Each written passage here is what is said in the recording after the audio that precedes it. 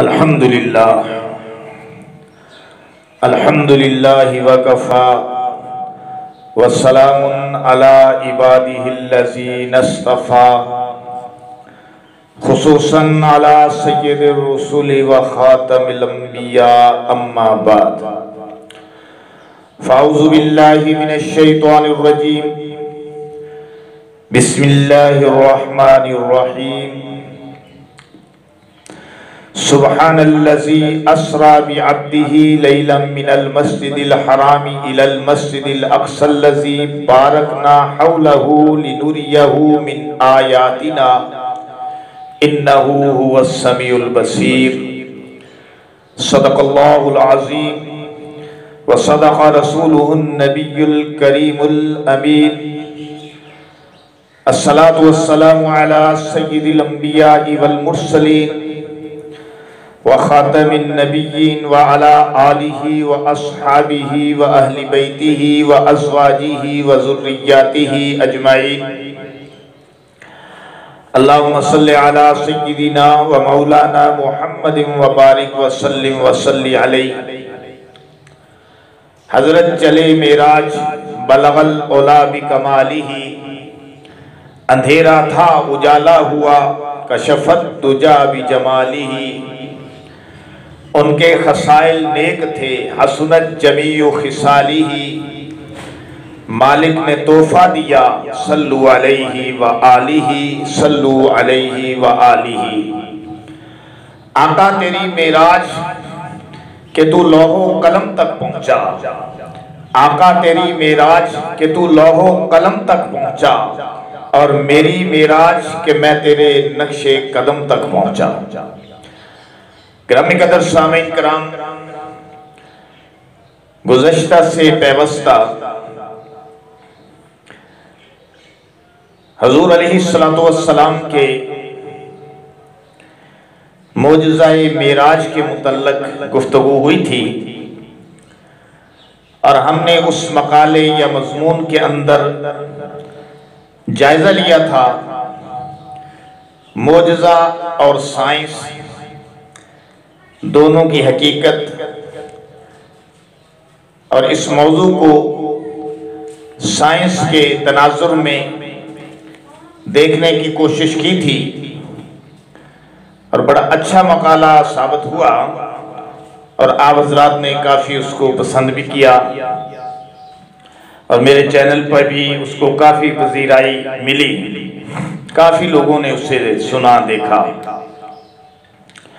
ग्रामी कदर सामीन, आज हम मोजज़ा के मानी और मफ़हूम पर गौर करेंगे।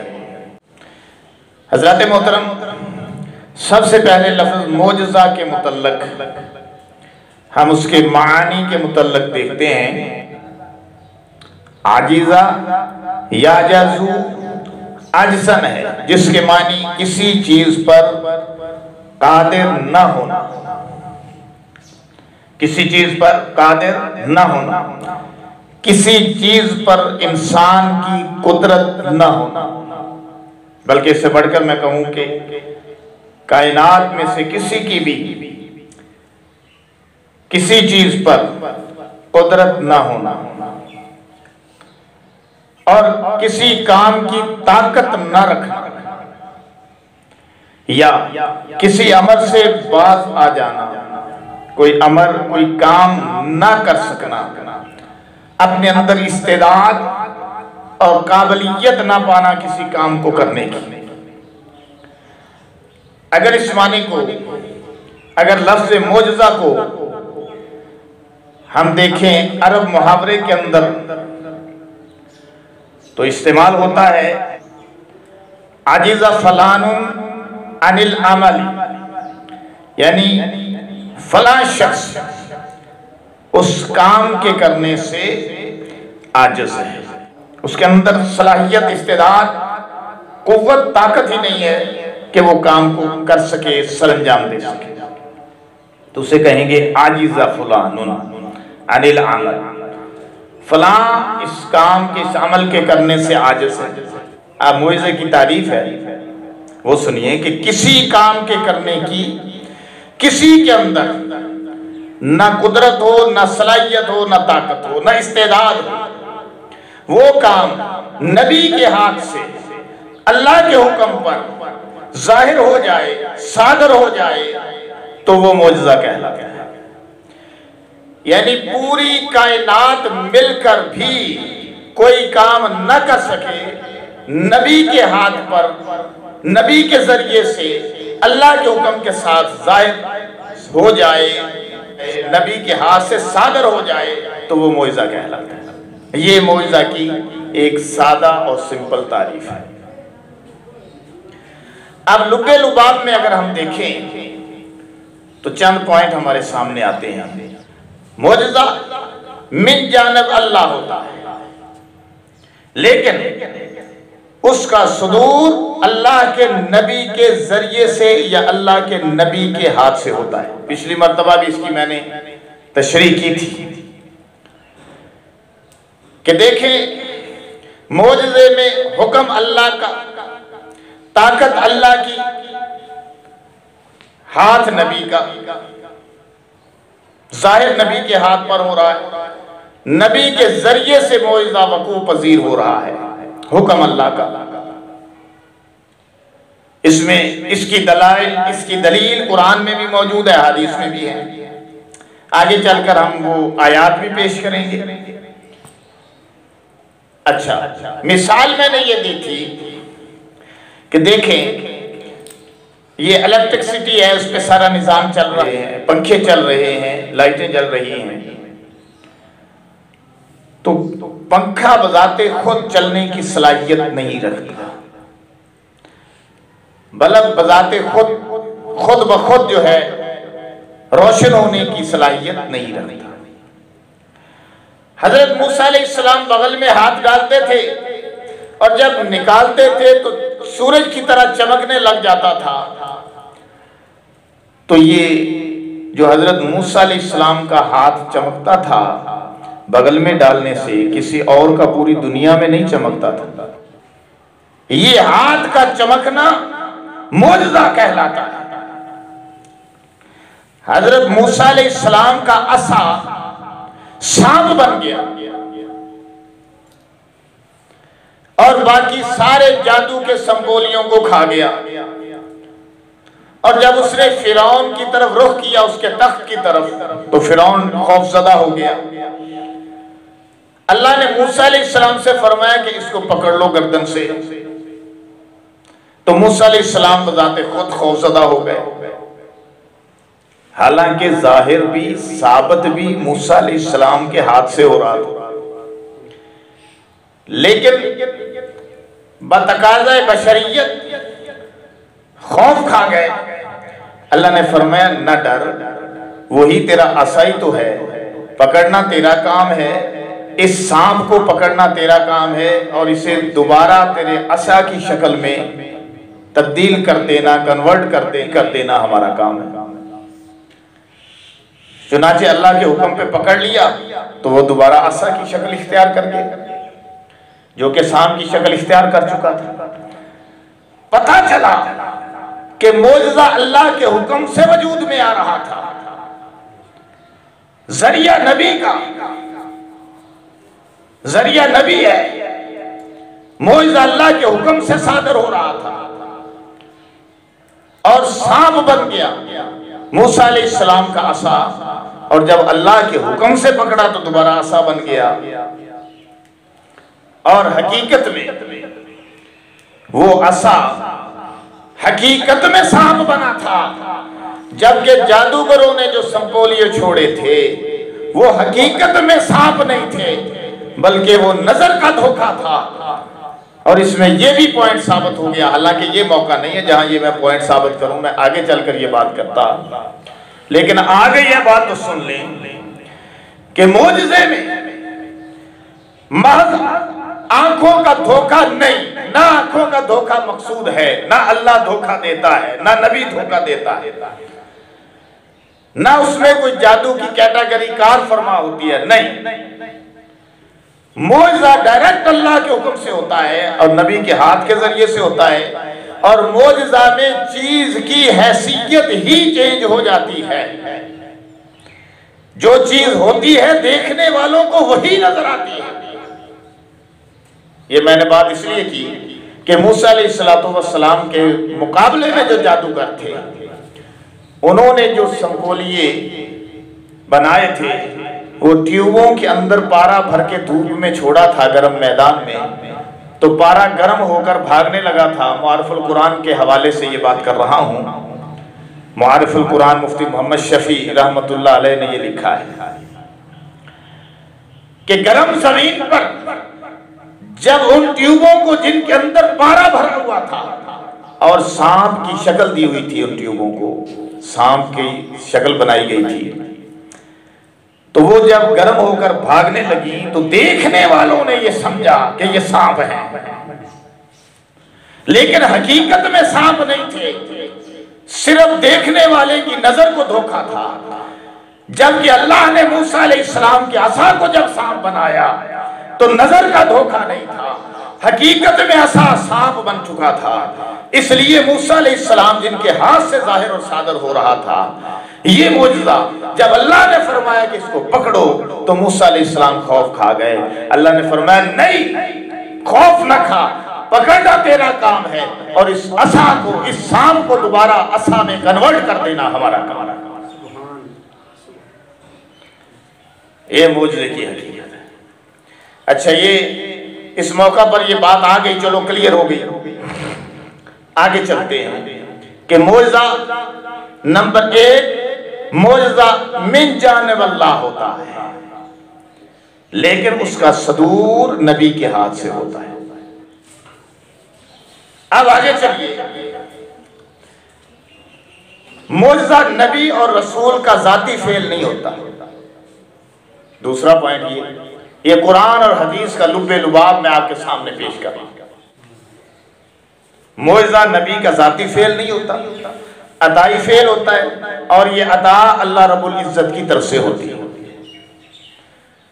नंबर 4, मौजज़ा का ज़हूर चूंकि रहमानी और उलूही कुव्वत से वजूद में आता है, रहमानी और उलूही कुव्वत के साथ और उस ताकत के साथ जो अल्लाह की ताकत है उसके साथ वजूद में आता है, इसलिए अक्ल इंसानी उसका इदराक करने से कासर है, उसका इदराक भी नहीं कर सकती और उसके सामने बेबस बेकस मजबूर नजर आती है। अक्ल इंसानी उस हकीकत और कैफियत को समझ नहीं सकती। और चूंकि पहले अदवार में भी अब भी यह सिलसिला है कि थोड़ा सा ही माफौकल अस्बाब या थोड़ा सा किसी चीज में करिश्मा देखा या रूटीन में कोई थोड़ी सी चीज मुख्तलिफ देखी तो उसको जादू कहते हैं। तो चुनाचे इस तनाजर में अगर देखें तो जब भी नबियों ने मोइज़े जाहिर किए, आम तौर पर उनकी उम्मतों ने उसको जादू से ताबीर किया। इसीलिए तो हजरत मूसा अलैहिस्सलाम के मुकाबले के लिए जादूगर आए थे। उस वक्त वैसे भी जादू का दौर था और जादू बड़े उरूज पर था और जादू का बड़ा चर्चा था और जादूगर बाकायदा जो है वो दरबार को, बादशाहों के दरबारों को जीनत बख्शा करते थे। इसलिए हजरत मूसा अलैहिस्सलाम और उनके मौजज़ात के मुकाबले में उनका मुकाबला गोया करने के लिए फिरौन ने जादूगरों को बुला लिया था। लेकिन जादूगरों ने जब मौजज़ा को देखा, उनको तो पता था अपनी हकीकत का कि जादूगर तो महज फ्रॉड ही चलाते हैं और जादू तो महज फ्रॉड होता है और जादू में तो नजरबंदी होती है और जादू में जो है हकीकत और माहियत किसी चीज की तब्दील नहीं होती। और जादूगर एक ट्रिक चलाते हैं, एक ट्रिक खेलते हैं। आज तक हमें लोग ये जादूगर जो यहाँ मुदारी फिरते हैं, ये जादू के जोर से बहुत सारी बातें और काम करते हैं, कहते हैं कि हम जादू के जोर पर कर रहे हैं और लोग वाह वाह करते हैं। तो अब जब साइंस ने तरक्की की है तो लोग पढ़े लिखे हो गए, ज्यादा लोग पढ़ ले गए, तो अब लोगों ने समझा, जब साइंस को खासकर पढ़ा कि यार इसके पीछे तो ये बात थी, इसके पीछे तो ये बात थी, इसके पीछे तो ये बात थी। और जादूगर हमें बता रहे थे कि पता नहीं कुछ पढ़ के फूंका है और चीज जो है वो चेंज हो गई है, या उसकी माहियत चेंज हो गई है, या उसकी कैफियत चेंज हो गई है। मसलन एक मिसाल दे देता हूँ कि नज़ीर हकीम भाकरी फौत हो गया, अल्लाह ताला उन्हें गरीक रहमत करे, बहुत अच्छे आदमी थे। मार्केट में हम भी थे तो वहाँ एक मुदारी आ गया जो अपने आप को जादूगर कहता था और उसने एक अपना जादू का करतब दिखाया। बहुत सारे करतब दिखाए, उसमें एक करतब ये था कि सिल्वर का बर्तन लेकर या सिल्वर का एक प्याला लेकर उस प्याले के अंदर उसने हाथ फेरा और थोड़ी देर के बाद जो है वो प्याला गलने लगा, सड़ने लगा और वो सिल्वर का प्याला जो है वो राख में तब्दील होने लगा। अब वो नज़ीर हकीम साहब जो थे मरहूम, वो पढ़े लिखे आदमी थे, उसने साइंस भी पढ़ी हुई थी, हकीम भी थे। तो उसके तमाशे के बाद उन्होंने उसे बुलाया और उससे कहा कि यार ये तूने अच्छा ट्रिक दिखाया है, ये तूने जो है जो किया है मैं इसको जानता हूँ। उन्होंने क्या आप क्या जानते हैं? उसने कहा कि तूने शिंगरफ का सारा कमाल दिखाया है कि सिल्वर के बर्तन में प्याले में तूने शिंगरफ को लगाया है, तो तेरे हाथों पे लगी हुई थी और शिंगरफ का यही काम है कि वो सिल्वर को गला देती है, जहर। तो जहर है, तो जहर ने सिल्वर के प्याले पर अपना काम किया और उसे राख बनाना शुरू कर दिया और तूने कहा कि ये मेरा बड़ा कमाल है और मैंने जादू किया है। उसने कहा भाई बाप हमारा रोजी का मसला है, आप तो पढ़े लिखे आदमी हैं, आप इन बातों को समझते हैं। तो इन करतबों के पीछे हकीकत तो होती है ना, जो हमें नजर नहीं आती, हमारे इल्म में नहीं होती। वो समझते हैं कि बस हमें कम इल्मी की वजह से बेवकूफ बनाते हैं, लोग समझते हैं जादू है। जैसे वो रेत वाली बात भी है, वो भी ज़हन में आ गई कि रेत पानी के अंदर डाले और जब उसे बाहर निकाले अपनी मुट्ठी में, वो करतब वाला जादूगर भी नहीं कह रहा, करतब वाला अपनी मुट्ठी में उसे लेता है और जब उसे ऐसी मिट्टी अपनी मुट्ठी को छोड़ता है तो खुश्क रेत वो उसी तरह गिर रही होती है।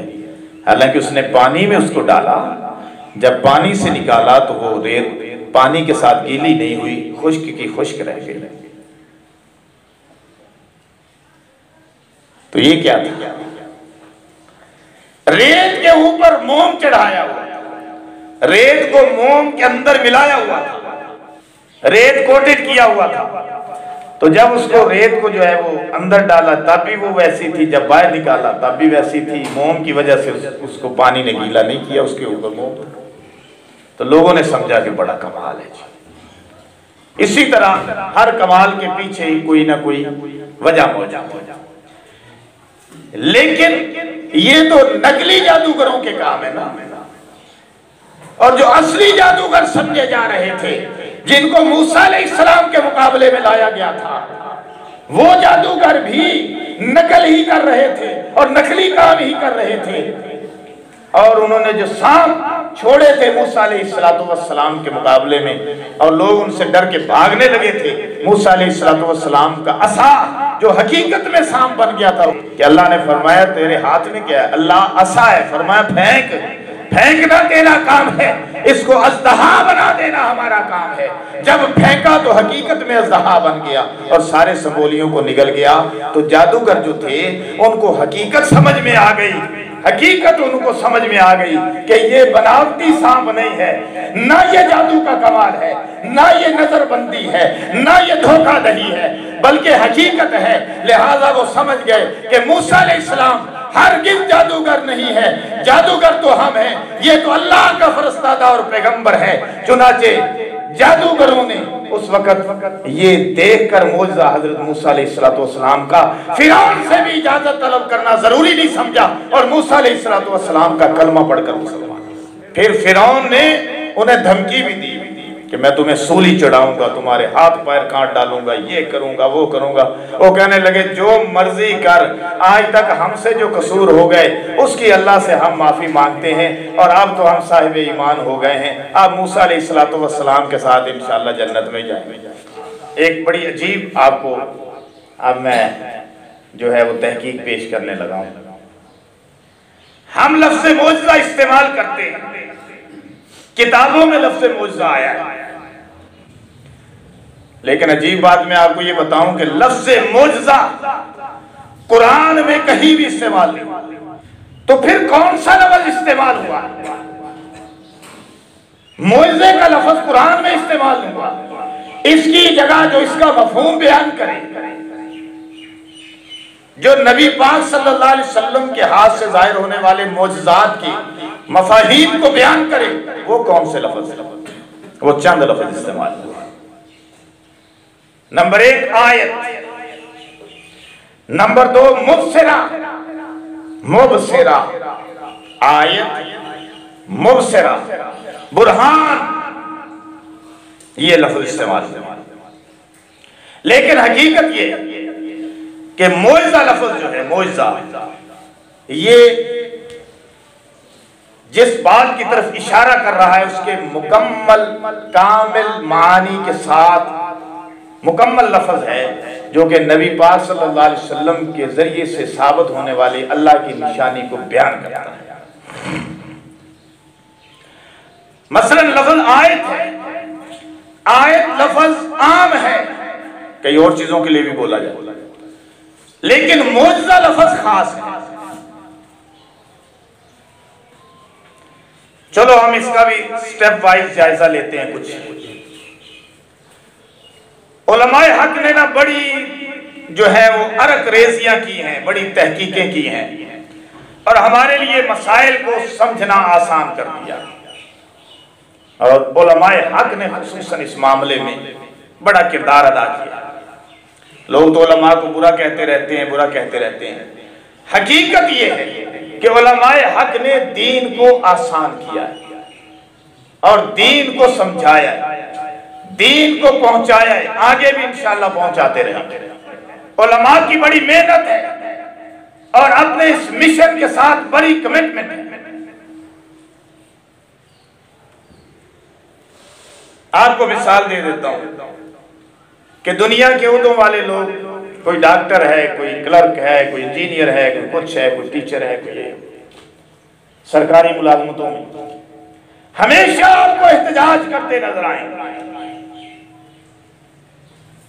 यूनियनें बनी हुई है, तनख्वाहों के लिए एहतजाज कर रहे हैं। कभी आपने मुअज्जिन को, आलिम को, मुफ्ती को, खतीब को इस मामले में एहतजाज करते नहीं देखा होगा।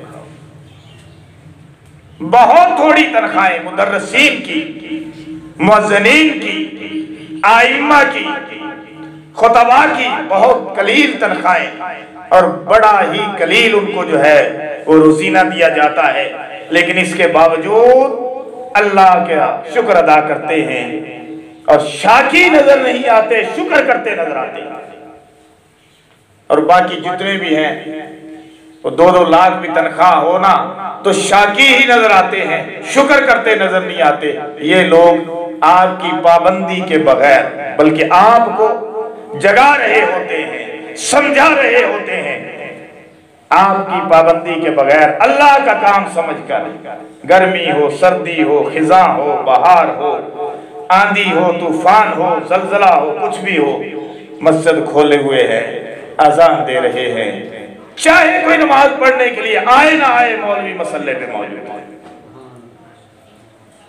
चाहे कोई सुनने के लिए आए ना आए, खतीब स्टेज पर मौजूद। ये दीन के साथ असल में इनकी कमिटमेंट है, क्योंकि इनका मामला अल्लाह के साथ है, बंदों के साथ नहीं। यानी अपने मामले में बंदों के साथ नहीं है। वैसे तो बंदों के साथ ताल्लुक है,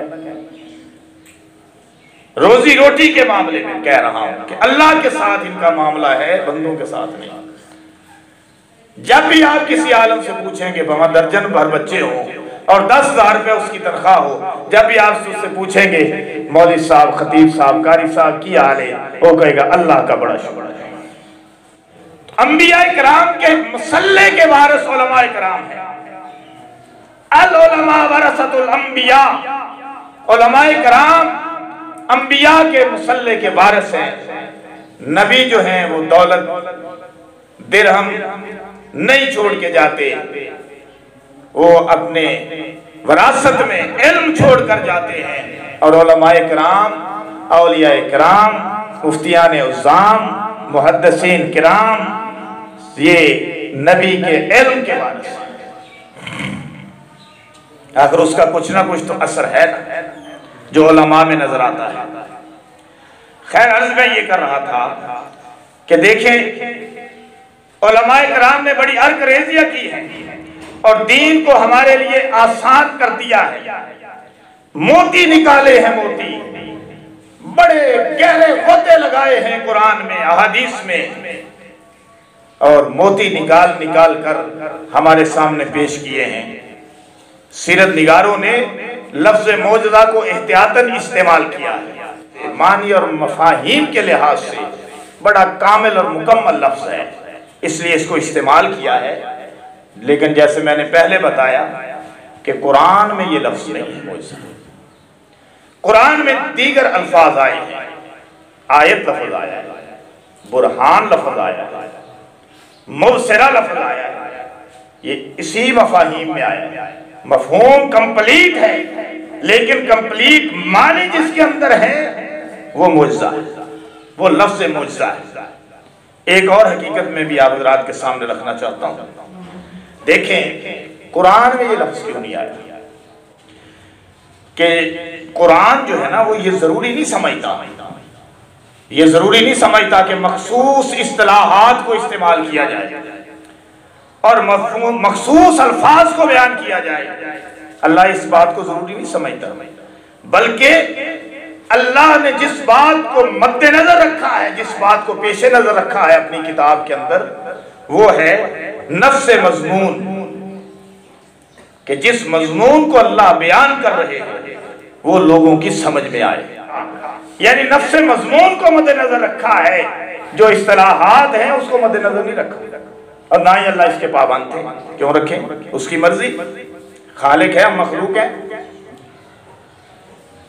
और ईमानियात के बुनियादी तसव्वुरात पर कुरान ने बहस की है, ईमानियात के बुनियादी तसव्वुरात पर कुरान ने बहस की है। बहरहाल अहले इल्म ने इसमें अर्क-रेज़ियाँ की हैं, मानी को तलाश किया है और मफ़हूम ढूंढे हैं, और ढूंढकर मफाहीम को ढूंढकर यानी बड़े बड़े होते लगाकर मोती जो है तलाश करके हमारे सामने पेश किए। इस बात को समझने के बाद अब हम देखते हैं कि कुरान ने कौन सा लफ्ज़ इस्तेमाल किया है मौज़े के लिए। पहले भी मैंने अभी बयान किया आपके सामने, अब थोड़ी सी उसकी तफसील। पहले नंबर पर लफ्ज़ आयत, जिसकी जमा है आयात। लफ्ज़ मौज़ा का मफ़हूम इसमें पाया जाता है, मगर हकीकत ये है ये लफ्ज़ आम है, ये लफ्ज़ आम है, जबकि लफ्ज़ मौज़ा खास है। लफ्ज़ आयत के मानी आम तौर पर निशानी और अलामत के किए जाते हैं और इस मानी में इस्तेमाल होता है। ताहम ये लफ्ज़ 3 मानों में इस्तेमाल होता है।